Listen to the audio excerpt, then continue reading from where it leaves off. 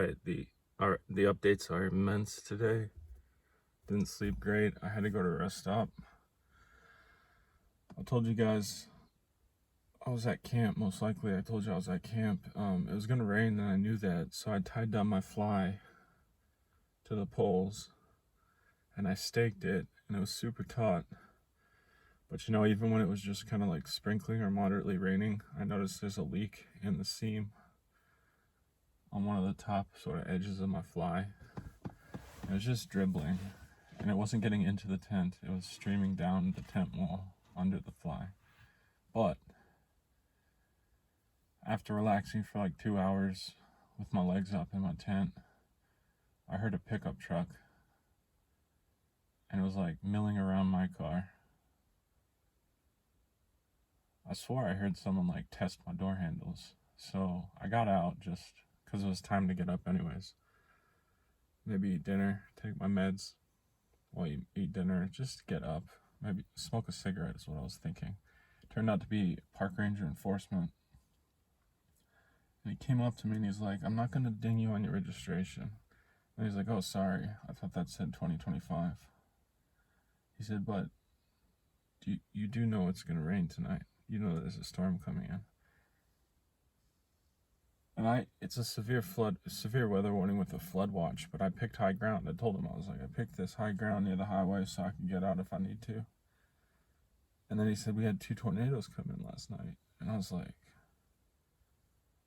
oh. I said, all right, I'll think about it. He said it's not a must, but it's like he's urging people to leave.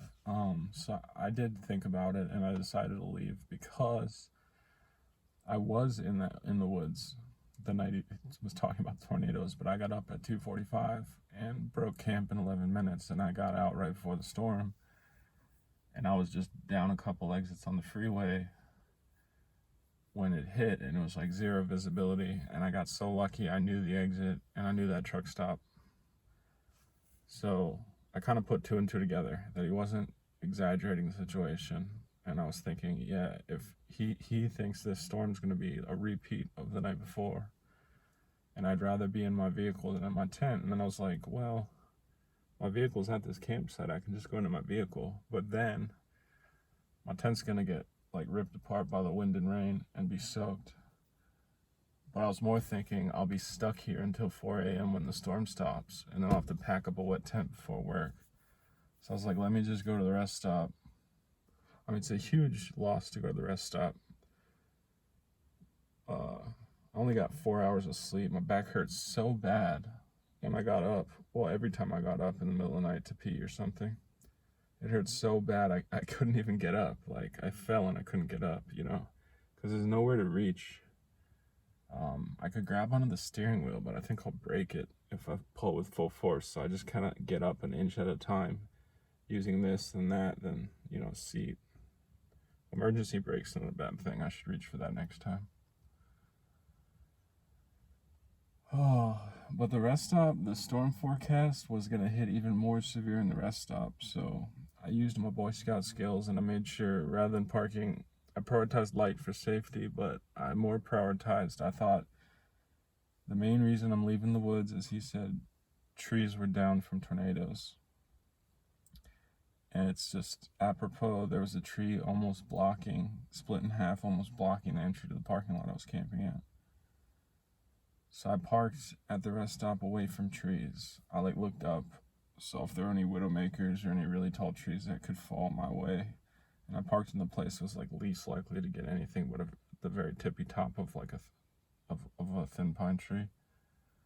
And see, where I was camping, I was under pines. So I think that was the main benefit. Not that I avoided a tornado, but I avoided huge branches coming down and smacking me unconscious, crushing me, breaking my head, breaking a limb, or just ruining my tent, because my tent's a lifeline. If my tent got a hole in it, just a puncture from a dead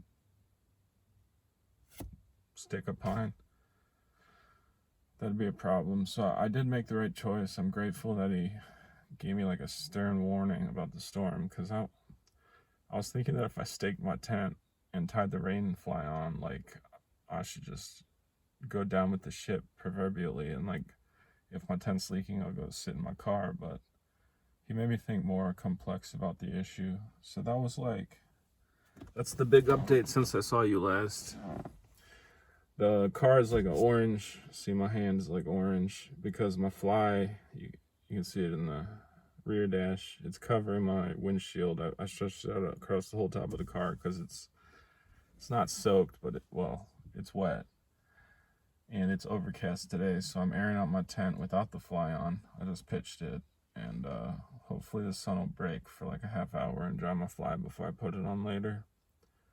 If I put the fly on more than like an hour before sunset, my tent's just like hot and unbreathable. It has like the tiniest vents, but alright, that's that. There are a lot of beautiful things going on in my life now. I'm pretty tired, but I had a great morning because last night I said, I should check the work app because work's been canceled twice on me. And I showed up both times. Because the second day was the second day in a row. So I thought, oh, there's no way that the truck doesn't get to the loading dock 2 days in a row. But I think last night the truck got caught in the storm or knew the storm was coming, so held off further up the highway. So the truck got canceled again, and I caught it in the scheduling app. So, like at night, I don't know, at 6-7 p.m. from the rest stop. So I scheduled myself an early morning DoorDash shift up in this different county. So north, it's where near the rest stop. It's a small country town. And it went really well. I dashed from like 4:30 to 9:30. I made $54. So a little over 10 an hour gross. I mean, I probably spent $10 on gas because it's like hub and spoke. You have to keep coming back into town. That's where all the stores are. That's why nobody wants to get it themselves. That's why it seems like dashing's a thing, even though it's a small area, population-wise. But it's a good vibe, and it's easy for my brain. And the key learning is that dashing in the morning like that, it was a Sunday, so all the way through the end of my shift, there was no traffic, there was no cars whatsoever.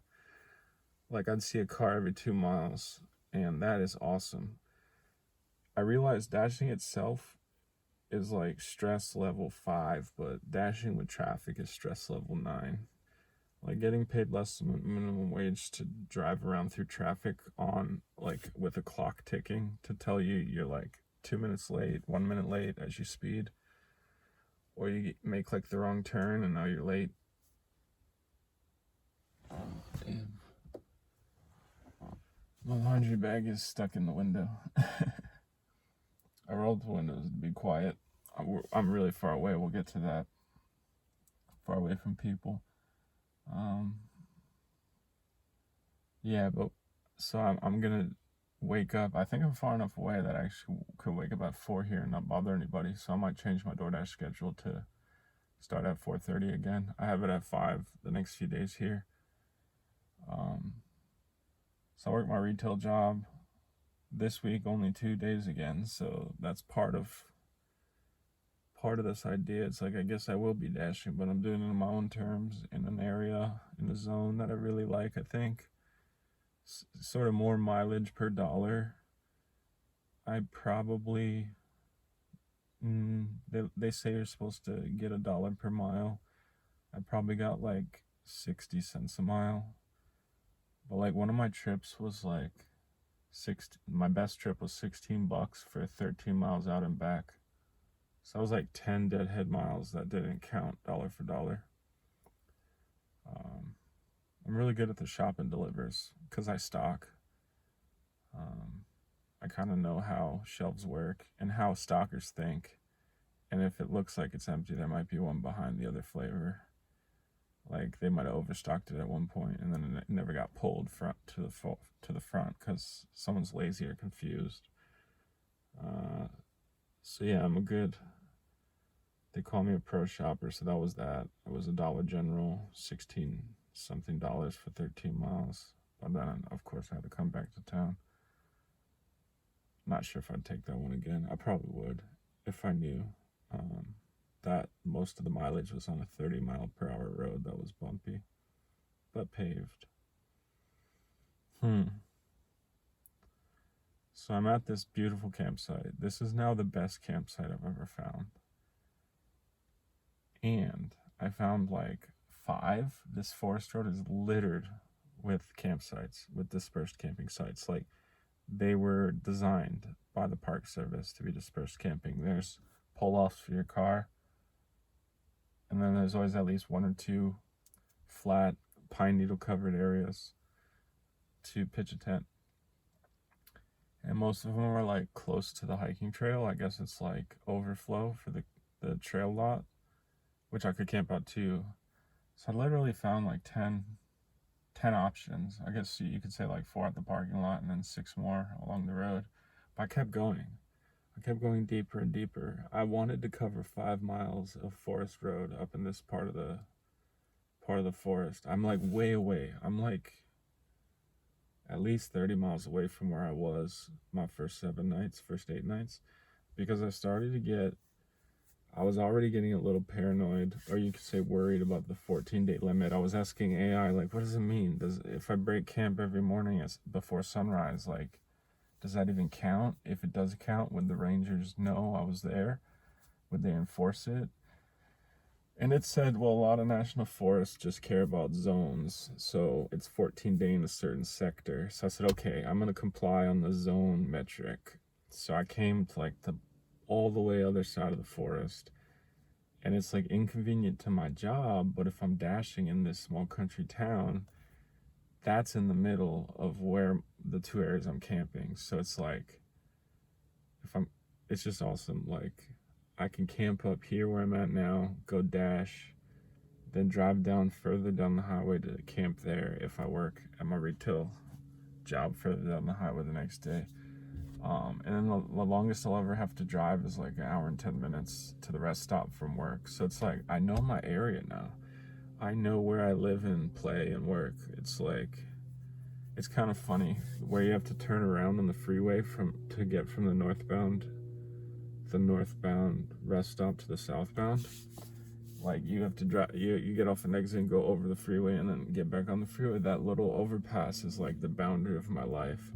And I thought that was actually really cool. When I was there and I realized it, I was like, this is the edge of the universe to me. And then I guess work is the other edge of the universe. I wonder if there's like an important thing I'll have to do south of work, but I don't think so. Because like all my medical appointments are in between those 2 areas. So this campsite, like, the only downside is it's so big. Like, I think it's meant for like 2 or 3 vehicles and like 4 or 5 tents. So I think once whitetail season starts, like, this one might get figured out, and like big parties of campers might come here. And then it's also, even if I get here before people, it's not like something I should take. Although today I parked like on the edge. I parked where it wasn't muddy, good for a 2-wheel drive car. And so 2 other cars can access the sites, and I'm not gonna like turn people away. Like, if this were hunting season, I would do exactly what I did. I put my tent like not right next to my car. I put it where it was flattest for me, but also like on the side where my car is. So it's like, I'm sharing is caring. I'm doing all the right stuff for outdoor etiquette. But like, this is definitely the best campsite just because it's how I like it. It's kind of past where I last saw somebody by like over 5 minutes. I guess it's like 10 minutes off pavement, but the road was a lot gentler than my other 10-minute off pavement drives, so I'm less worried about my car suspension and like my tie rods. There is like a crazy washout where I have to drive half my car over this pipe and then half in like a muddy ditch, and it's like really sketchy. I'm gonna have to do that at 4 a.m. tomorrow or 4:30 when I'm like headed to Dash in town. So I gotta remember to do that exactly how I did it last time, but in reverse, so it should be kind of tricky. I'll put my brights on. Yeah, so I think actually, like, I could make, I, I make like, I make like $70 after taxes and a typical shift. Unless it's 4 hours, then I make like 60. If it's 5 hours, I make like 72 or 3 after taxes at my normal job. But then they're only scheduling me 3 or 4 times, but my three day week this time got down to 2. So I'm thinking, well, I can make $50 in 5 hours door dashing in like the same hours.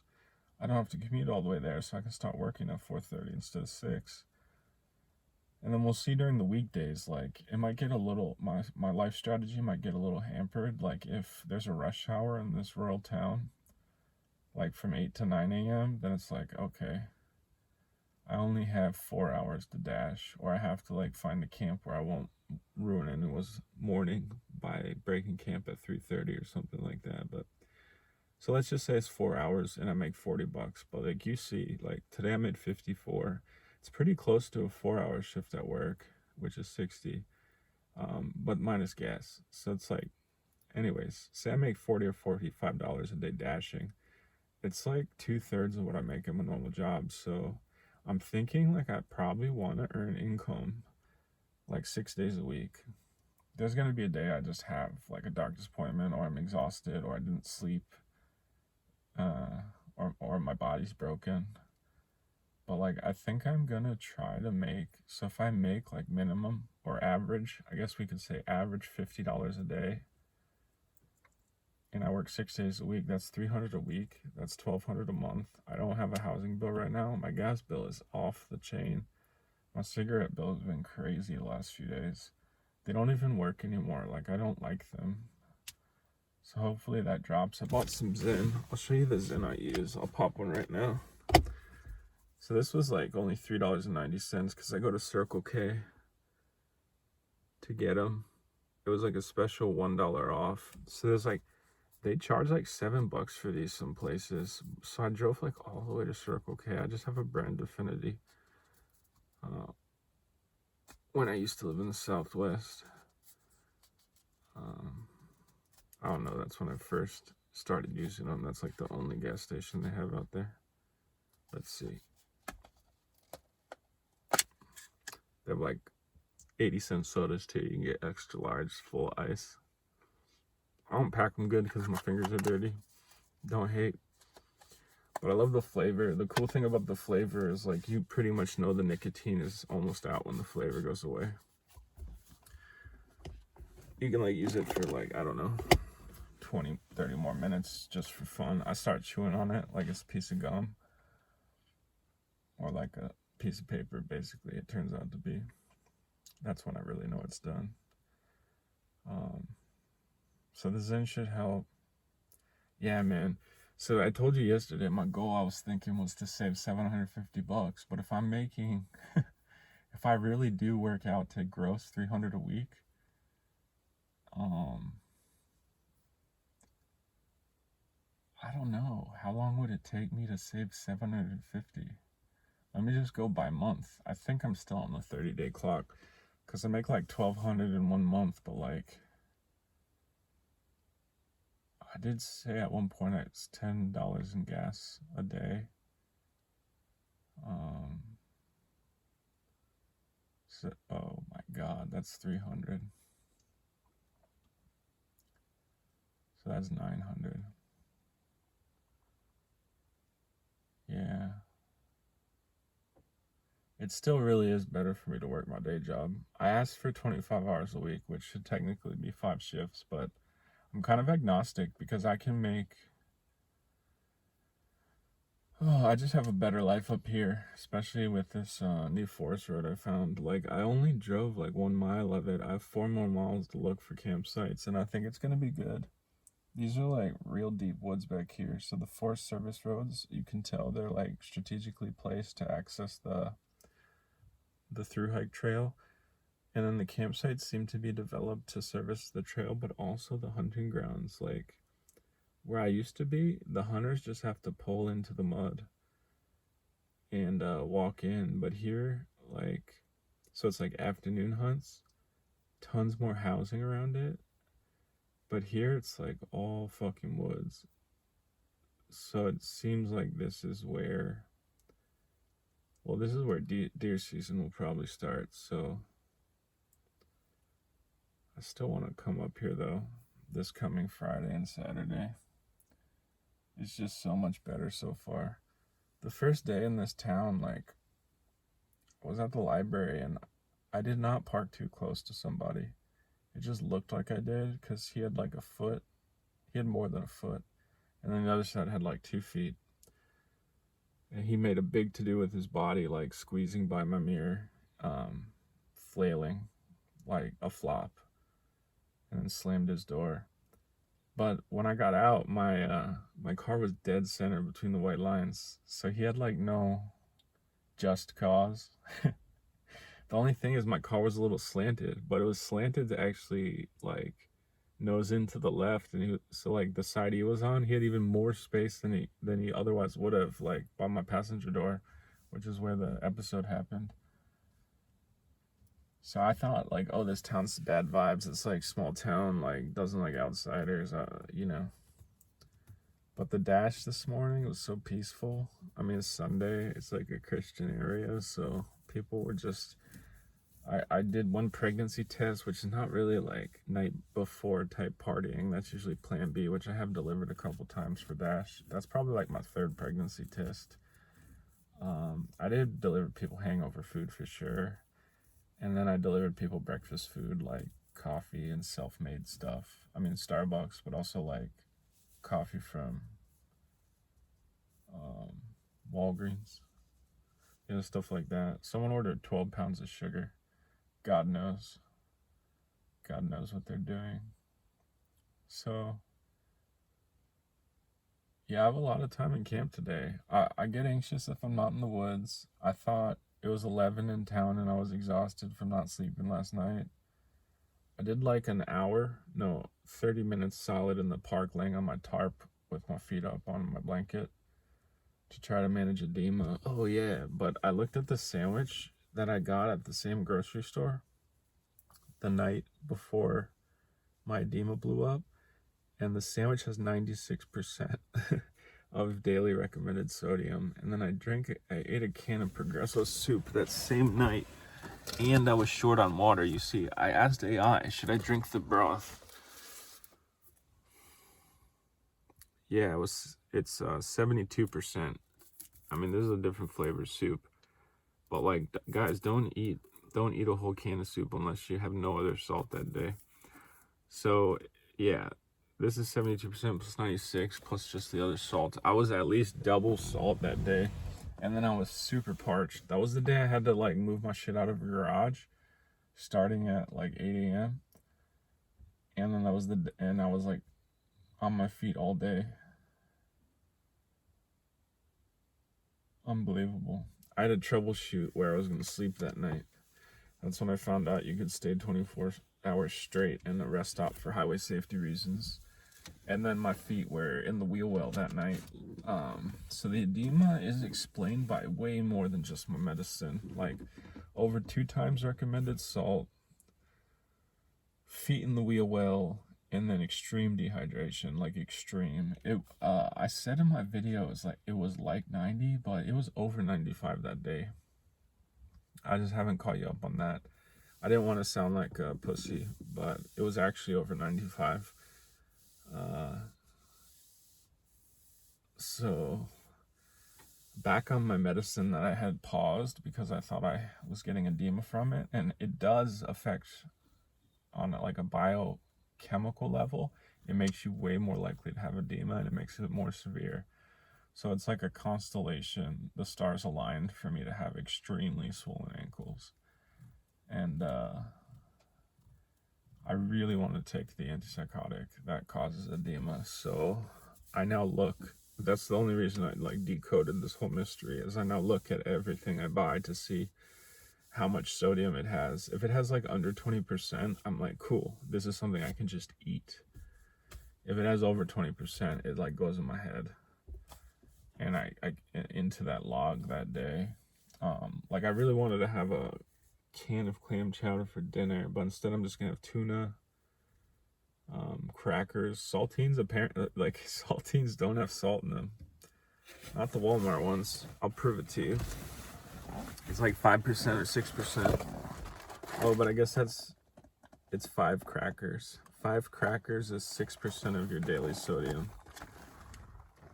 So I'll probably have 10 crackers because they dry you out so much. Can you read that as proof? Maybe this is I'm just rubbing the camera with my thumb. I think it might be fogged up. No, it's just hard for it to focus. Whatever. But yeah, if I have 10 crackers, I'm only adding 260 milligrams of sodium. 2,000 is like, 2,300 is like normal or something. But I'm peeing a ton. Like, I drink 2 cups of coffee equivalent in the morning. I drink over a gallon of water a day. I'm sweating most days. Today's chilly.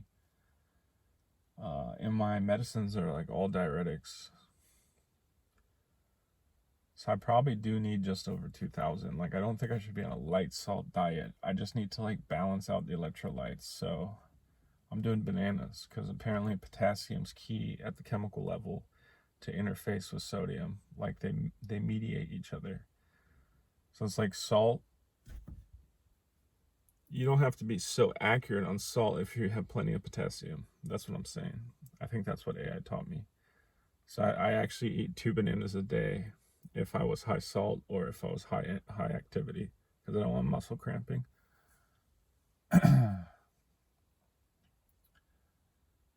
Yeah. I was excited to talk to you guys. I just I have my windows up. Maybe that's why I'm not feeling that good right now. Maybe I'll talk a little quieter. You tell me if you can hear me.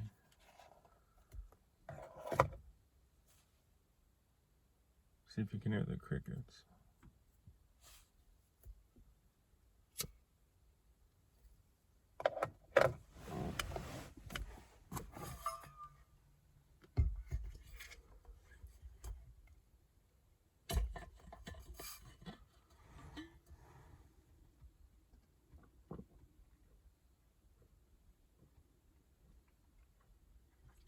Oh, the girl at the gas station was cute.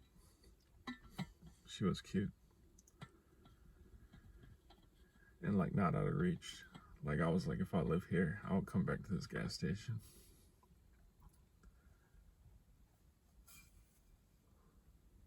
And then there was a cute girl at the grocery store, and I was like, if I lived here, I would try to get a job here. Super hot, like, I don't know. Seems like she's kind of like dangerous emotionally. I wouldn't want to date her, but I would like to work around her. Just good vibes, you know. It's nice to work with hot women.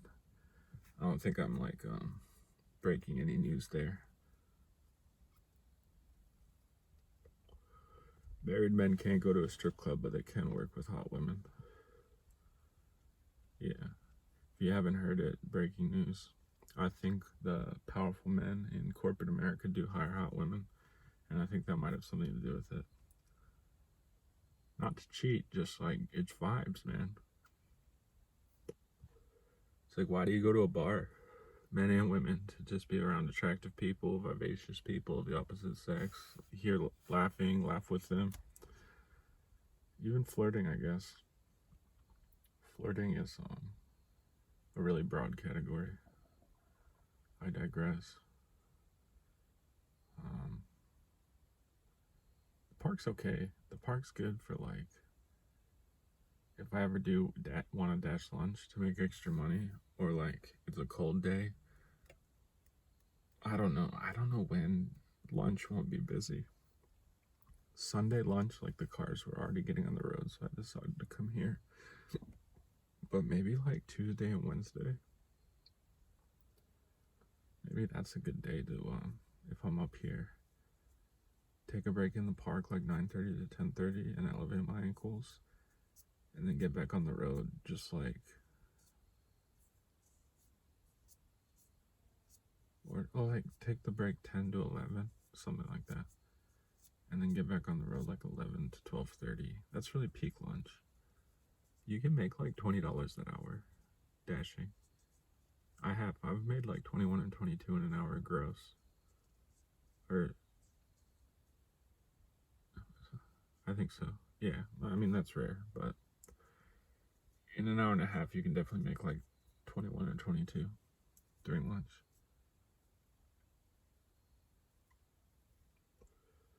Tell me how much you make where you dash. I'm sure some of you do. Tell me who to subscribe to for car camping channels or car living channels, or like, I don't know what to call it, travel vlogging. Because I didn't car camp more than one day. Well, car living. I did it last night too, and I'm living out of my car, but I'm not living in it. I'm figuring out every way to get out of it. Camping was first, and now the park to elevate my feet and lay down. Because I don't have a couch. I don't have a house. But tell me who to follow, because I figure I need to start like learning a bit, seeing what other people are doing, but also like read the comments and interact with the comments to let people know who I am, but also like what the viewers are interested in. So help me out and tell me who I should check out, subscribe to. The guy I was talking about is Will Survives. He's got a crazy amount of followers. Like I don't want that many.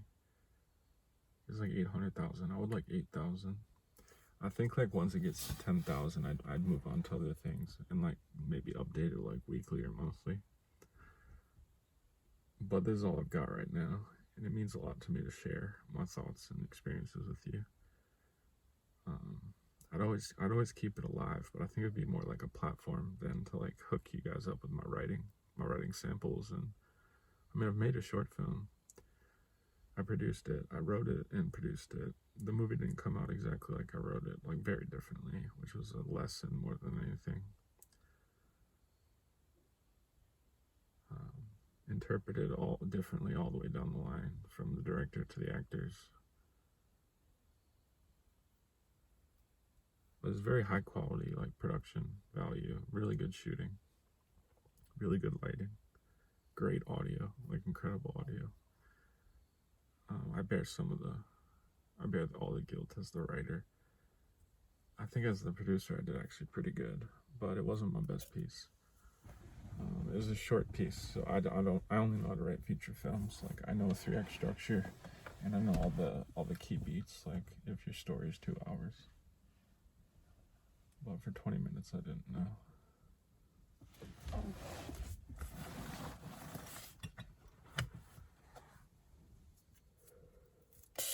I just realized I'm smoking with a zit in my mouth, and I already have high blood pressure, so.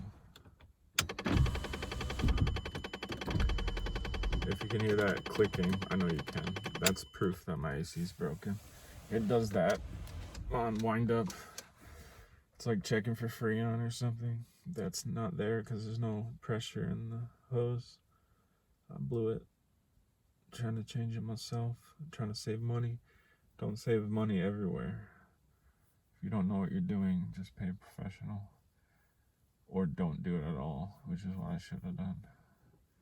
I had a woman convince me that I needed air conditioning when she rode in my car. That was a moment of weakness. But my skin's really hot from smoking too much today. But I'm good. Like things have changed. I've thought a bit about my past today. Like my siblings are being nostalgic, going to reunions and stuff, sharing people and places. But like I thought about where I used to live. I thought about how I got here. I thought in my early 20s I had a desk job. That's when I bought all this gear. And I bought it because I was like, man, I'm gonna have loads of money. I can do all the backpacking I always wanted to do. Back in like 2008, I was like, I'm gonna go on the craziest backpacking adventures. And then I found out with a desk job, you don't you only get 2 weeks vacation, and my boss wouldn't let you take more than 1 week at a time. And you're so exhausted, like you can't do physical stuff. Your legs get so tight, you're sitting in a chair 60 hours a week, and your health declines. And I mean, I had a knee issue, severe knee pain from it all, from some injuries, sports injuries as a kid. But yeah, this gear was bought with the intention of using it, and I never used it. I used it like once in a blue moon, and now I'm using it every fucking day. And it's like a mixed feeling, but it's a good feeling. It's like this is the moment I had a premonition for, or I was foreshadowing when I bought it. You can buy like aftermarket waterproofing for 10 seams. So I double-sided. You paint it on with a brush, and you can see it dried. It looks like a strip of tape, but it's like epoxy, or not epoxy, it's like clear coat that goes over the seams on both sides of both my tent and the fly, like inside, outside my tent, and then on both sides of the fly. I was so meticulous. Like, I cared about this gear so much. I have a water purifier, I have a full mess kit, a stove with like a spare fuel tank. Yeah, now that I know I'm gonna have more times on my hands, because I'm just gonna dash from like 4 a.m. to 9 a.m. up here. And I know that there's these good campsites. Like, I'm gonna start cooking, and I think that could blow up the channel, because I'm a good cook, and like backcountry cooking, people get a thrill out of that. They want to know how to do it themselves, but they're also just hungry. They're like, oh my god, you can make that in the woods. So I think that could be really key. So I gotta buy fuel. It's really cheap. It's only like $4 for a canister. I haven't done the math, but I bet one canister lets you cook like 4 full meals or something. That makes sense, because you'd probably want to take 2 if you're in the woods for like 10 days. The only dish that's on the top of my mind is ramen, because eggs can keep for like a whole day. And if I can find a store where they sell half dozen still, like I'll put 6 whole eggs in. I'll put 2 packs of ramen, only 1 pack of sauce, because that has crazy sodium, the powder. I'll do 2 noodles of ramen. You get like a bok choy or a spinach, just some leafy green that's heavy, fresh. I think I could get the cherry tomatoes, because I have no chopping, no cutting of that. It's unhygienic, I think, to have your hands messing around with the juices of stuff. Of course you boil it, but anyway, so I have I have the red tomato. I can get like the carrots that are shredded. Those would keep overnight, so I could buy a small pack and like munch on them the next day. Same with the bok choy. I think it would keep, and I'm boiling it. So yeah, I could have ramen with 6 eggs one night, and then ramen with like canned chicken the next night. I mean, that's hot as fuck. That's dope. So this is the life I lead right now. I'm thinking about being up here on these forest roads that I haven't seen one person on, with this flat ass ground, the cushion of the pine needles, and I'm thinking about cooking ramen with 6 eggs. Tonight I'm eating tuna out of a pouch, probably 2 of them. I upped my protein the last couple of days, and I think it's been making me feel better. It's really important for me. I'm on my feet a lot. Dashing's pretty athletic, getting in and out of the car and going up apartment stairs. A lot of your orders are like 3rd floor apartments. If you dash, you know that. But then stocking's like crazy athletic.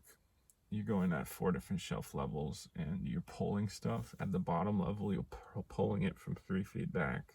Stuff that people haven't bought in like 2 months, that other stockers aren't willing to crouch down and get. So I gotta eat a lot of protein. Like, if you don't watch your protein, you don't even get half of what you need. So 2 tuna pouches tonight. That's still only like 38 grams or 42 grams, depending on the brand. But can of peaches, no salt. Those are delectable. And then I'll have a banana, I bought some berries. They're raspberry. I don't know where they are. I'll eat one for you. I'll show you the berry itself. I don't want to dox myself because this southern grocery store chain might let you know what region I'm in.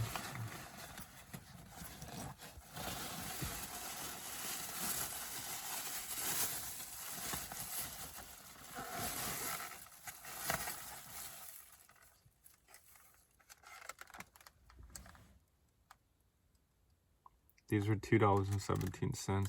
I was like, what berry will I get? And I was like, oh, raspberries looks good. Let's check all the prices. Cheapest berry. And we don't wash berries in the woods. There's no point. I'm a smoker and I'm on psych meds. There's no chemicals in these that are worse than the ones I put in my own body. And fresh water out here is for drinking.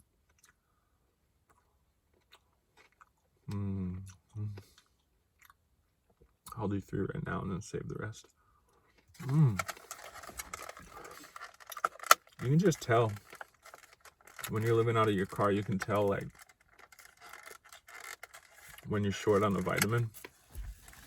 You just start thinking of that exact food. I was like, I need berries. I went back in on the second trip. I was like, shoot, I need a banana. And I was like, if I'm going in, what else do I need? Berries. That is good. Yeah, I'm eating healthier. I'm eating healthier than I did when I had a house. I was so depressed. I was eating like all microwave food. It's kind of funny. You can eat so unhealthy when you have electricity.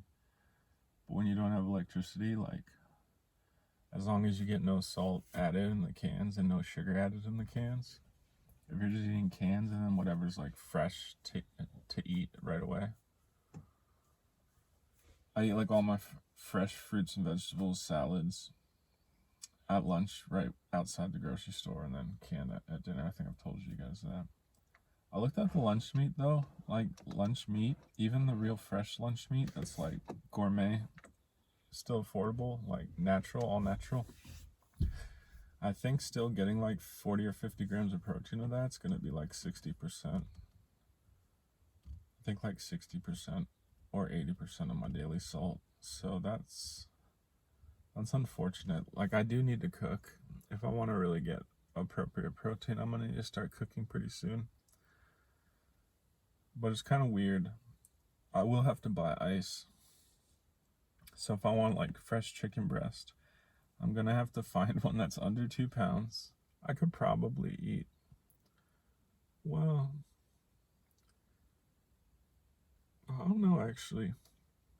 I think I would just use cash. See, because I keep thinking food stamps. But if I want fresh chicken, I should really just buy the rotisserie chicken and either eat it in the parking lot or like bring it to camp hot and eat it within a couple hours of getting here. That's gonna be the first way I get big days of protein. Yeah, I'll like wash my hands at the grocery store, get some stuff including a rotisserie chicken, drive straight to my campsite and then eat it like after I set up camp. Ooh, that would be a mukbang. Oh my god. Okay, so I'm gonna start keeping track of video ideas. That one's gonna happen. Okay, I already see the future. I'm gonna do that one, and it could be popular. If it's not, regardless, I'm gonna do 2. Like a month later, I'm gonna do the 2 rotisserie chicken mukbang. I think that's just about the most food I could fit in me. The most chicken. But the skin on that stuff is so good. Oh my god. You can tell my life is getting better. I have like a sense of security. Again, my car, God bless it, God willing. I did the oil change. That's why I was down to $7 briefly over the weekend. I just made 54, bought $20 of gas, nearly full tank. But I'm getting more confident that in my safety, which makes me less paranoid in general. Like, I see other people and I'm like, they doing what I'm doing. Well, camping.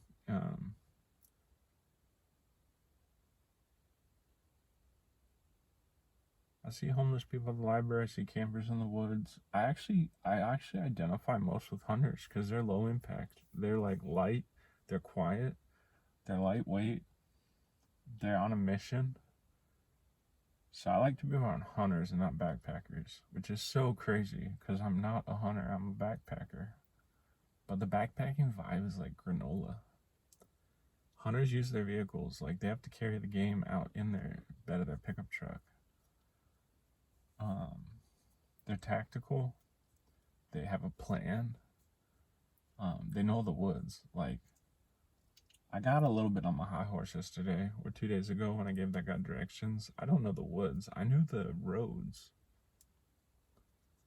The woods are the interior, and these hunters are just walking like perpendicular from the road into the woods to get as far away from the human noise as possible. Because the deer know to get away from the human noise, so. See, I don't know the woods, but I'm learning the campsites and the forest roads, and that's half the battle.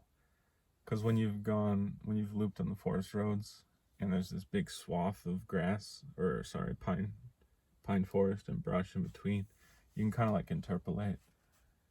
You know that if you go in the woods from this road, you're going to pop out on the other side, basically. Like, when you get to that level, I think that's like 75% of the way there.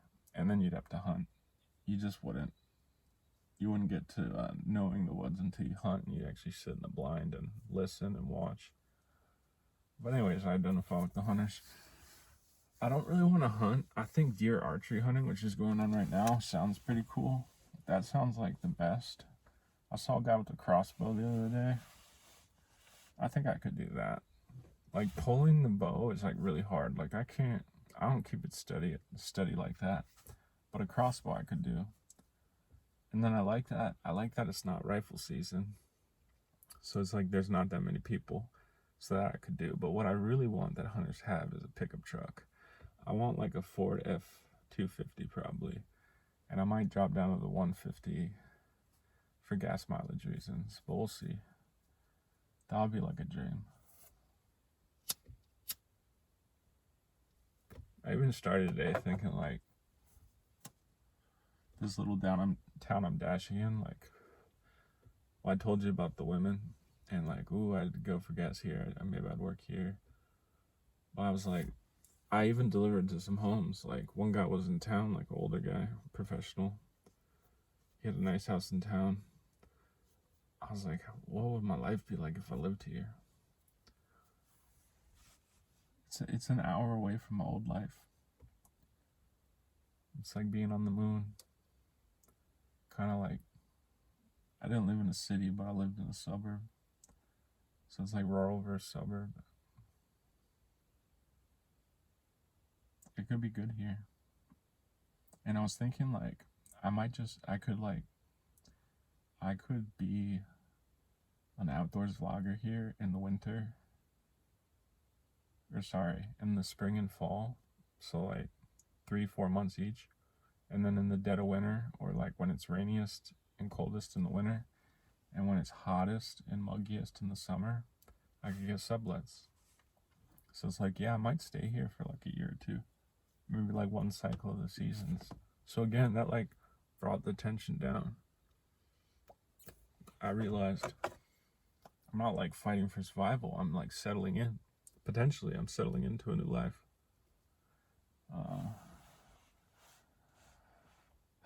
Yeah, you guys will have to keep me honest. I gotta hit my well, rather than saying $50 a day, let's say I need to keep myself honest and try to hit $300 a week gross income. And to make it fair to myself and not make me go insane, DoorDash income will count as gross income. And I won't have to care. I won't have to nitpick whether it was a high mileage or low mileage day. I'll know kind of what my standards are, but I'll count that gross. And then I pay so little tax.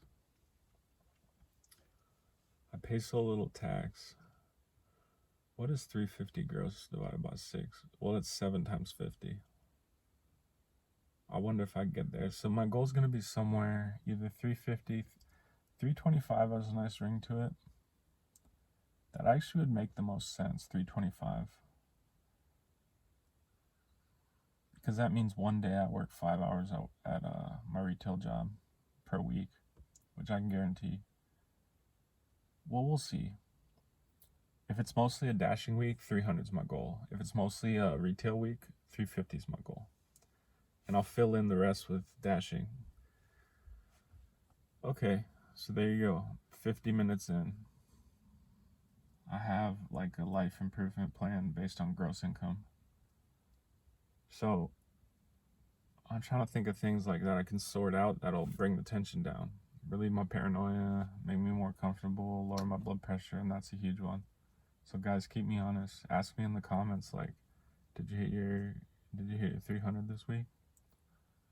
And my retail job week is Sunday to Saturday, so that's how I'll do it for dashing too.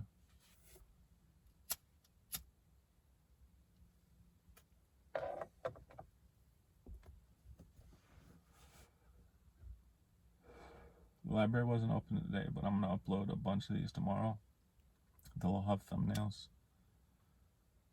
That's cool. I get to do a big batch of videos with consistent thumbnails.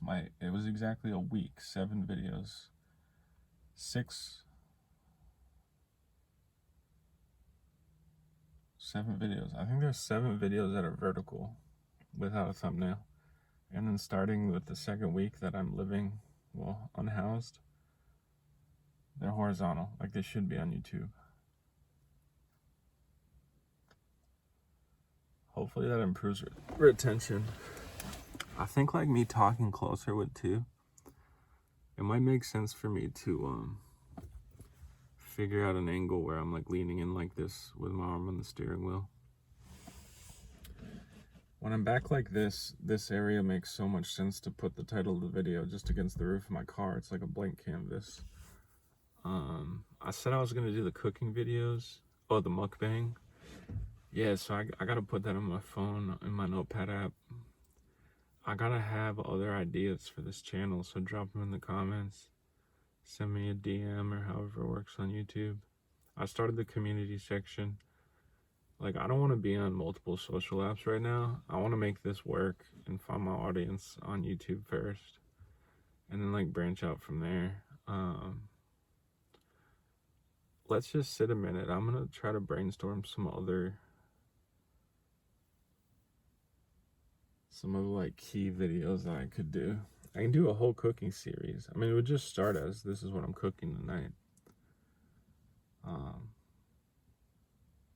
I do like the idea of protein in the woods. Or protein car camping, because I'm 6'4". I'm sure there's a lot of other big people or people who do hard labor. Stocking's like medium labor, medium to hard, but I'm sure there's people who do construction, like backbreaking work, factory work, living out of their trucks that like need protein without, this is the key, high protein, low sodium. Like, how the fuck do you do that? So that could, and that's the mukbang for the rotisserie. So, but it would also include cooking and some canned goods.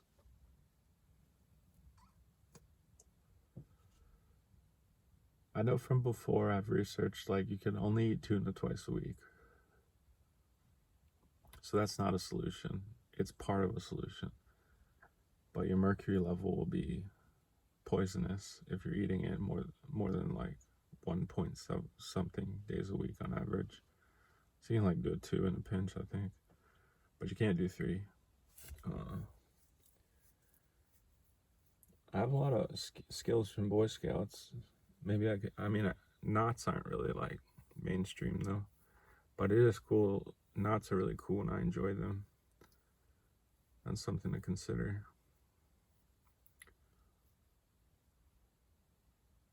Yeah, I'll have to just keep a list. That's what I'll do in camp today. I'll make a list of video ideas. Try to smoke less.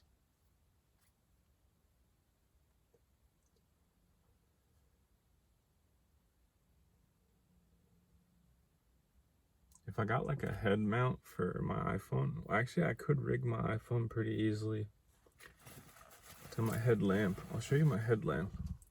It's key if you want to get to work early. Cause I break camp even before twilight or dawn.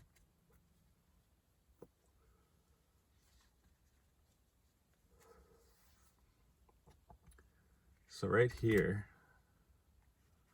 there's this bit. I could probably put my, I'll show it to you.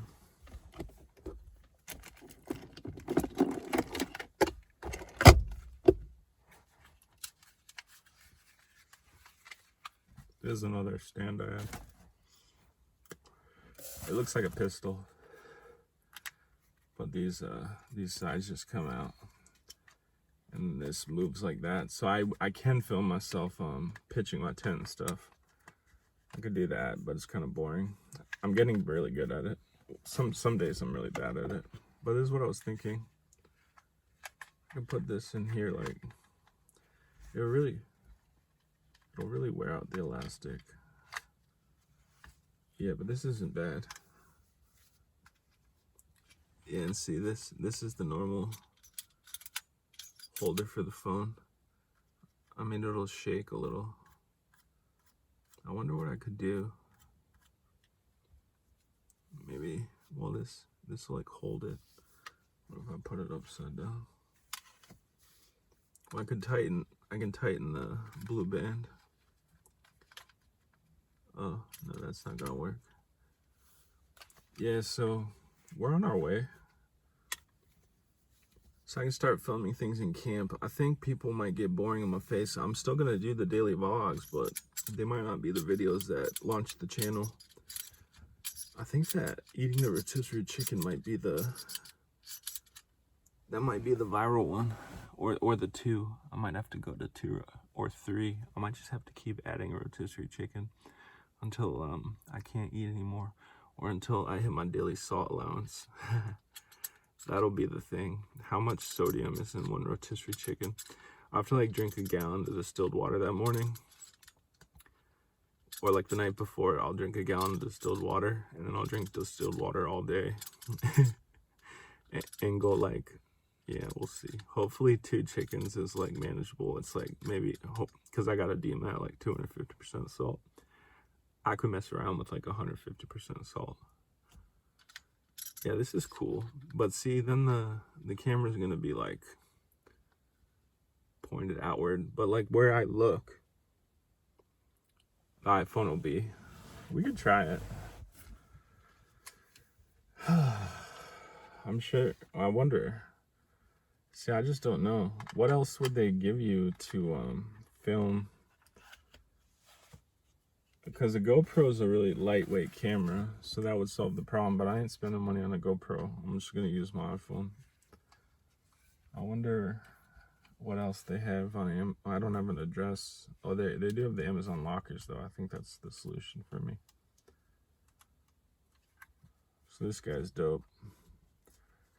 I use this to film myself doing stand-up comedy so I could hear, like, how I did and where I messed up, but then also like how the audience was reacting to different things, to like certain pauses. Like you do different pauses just based on the vibe, and then you learn like, oh, long pause after that phrase is what I need for it to sink in. So you got to film yourself. I had a lot of fun with that. If you're deep into this and you're a true fan, contact me. I'll let you know where to watch my comedy videos. Yeah, so I think that's about it. I had a good time with you guys today. I got a hell of a campsite behind me, and a lot of text from my family to read. I'm gonna kick my feet up, do a little online dating, look for a girl that'll let me stay with her. I'm gonna ask my coworker soon. I was too embarrassed and too out of it to tell him last shift. Like my first day I saw him back, first shift we had together, but in a couple shifts here I'll explain to him that the forest has like a 14-day per 30-day limit, and my zone moving from one zone to another would give me 28 days, but that's like only in certain forests, and I'm too scared to ask. So like, if I were to get enforced on that, if it's not true that this forest allows movement out of the zone, he'll probably get so confused. He'll be like, so what are you telling me, you need a place to stay? I'll be like, it would be nice. It would be nice to stay with you some nights. Like, I'll probably say to him, like, it would really help if we both work the same shift or something. It would be really helpful. Oh, I actually think he bikes to work. Okay, so this could be huge. I could drive him to and from work the days that we both work together. I could drive him to work the days he works and I don't, and then I could stay with him. So that's interesting. Instead of like paying him gas money, I'm using gas money to pay for lodging. I can also, it's only $10 in gas money to camp. And so that's like, I don't want to sleep in my car. That's $10 in gas money too, but at the rest stop. But it's like, I think 20 is too much because I could get a sublet or a room share for $600. Of course, I don't have the money saved up to pay for it yet. So it's like 20 is probably the fair price, where it's like he can't ask for more and I can't pay more. But if I'm paying 20 a night, I'm just not going to ever save up enough money. So hopefully he's like more like $5 a night and free rides. I don't know how it worked. I was gonna ask him just to take showers at his place, and I'd give him $5 for like the water bill. Because when you talk on utilities terms, it makes a whole lot more sense. I think I'd need the lodging as a favor. So we'll see. But like in a pinch, like, or on the days we both work, like, I don't know, $20 makes some sense. It's just a lot of money. Like, he likes me enough, but like, you know, things, if you get on people's toes, like when you're right up on their toes sharing space, like if I'm in his living room and he has to like pass me in the middle of the night to go to the bathroom, he might not realize that until it happens, and then he's like, who the hell's in my house, you know? So we'll see. But yeah, so I'm just saying, my life's coming together, but it's not all the way together yet. And I still, my car, if it breaks, it's all over. I've been fighting hard. My meds are good. Poison ivy doesn't itch, but it hasn't gone away on my ankle. The edema hasn't come back except like 10-15%. Let's check it right now. Yeah, it's weird because one ankle is worse than the other now, which like doesn't make any sense, because the day they were crazy swollen, they were identical, which is the telltale sign that you have edema. And now I just think one of my ankles is bearing more of my weight because it's the healthier ankle. So it's like getting more exercise and stress throughout the day. So I'm rambling, man. Really killing my retention numbers. I just don't want to leave you guys and go back into this campsite alone. Maybe I'll make another video later. I always say that, but I probably won't once I shift frames of mind. So, alright, I love you guys. If you have been listening, like, do contact me. It means a lot. Like, my first 10 fans are going to be priceless. I have 0 likes on the videos that I've already posted so far. They don't have thumbnails, they're vertical. But, like, go like those videos. Go interact with that content. That's when I was in really dire straits. Super pumped on the channel, but wasn't sure if I was going to make it. Yeah. Even just a hello, it'll mean so much. I'll know I'm not talking into the void, and I know that, like, if I'm inspiring you, either encourage me or let me know that I'm encouraging you. That would mean a lot, like, to connect. Alright, last spot on the left. 1 hour and 4 minutes. I'll see you guys next time.